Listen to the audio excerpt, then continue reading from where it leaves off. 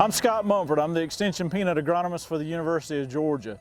And we're here to talk about the crop this year and some of the things that growers have dealt with throughout the season.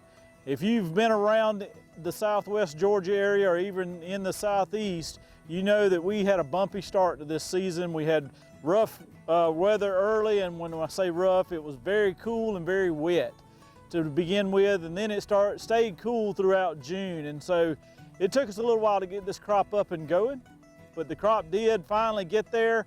The only deal is we're about 2 weeks late as far as on the calendar.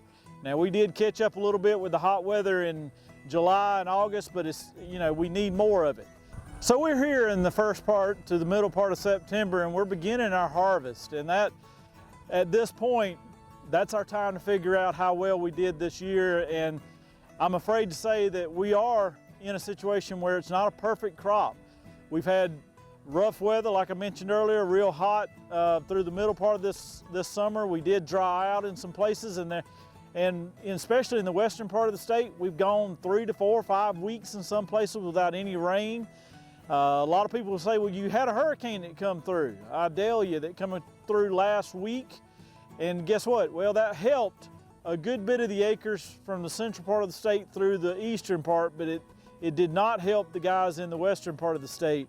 And so what does that mean? That means that our dryland crop is still suffering some in that area. We're going to have to harvest some of those a little bit earlier. The yield's going to be a little bit lower. Quality can be low, but I think at this point, if we can capture the crop that's on it, the quality should be okay. If I had to say anything about the irrigated crop at this point, is that it's on par.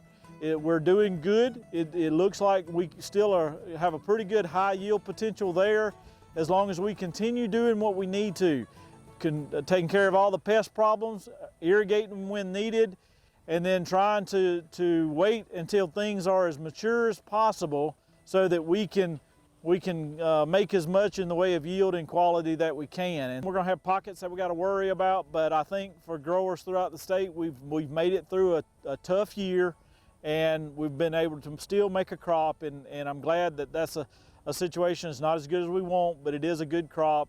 And I think from that, we'll end the year at least on a good note as far as I can tell, as long as we follow through and finish the things that we need to.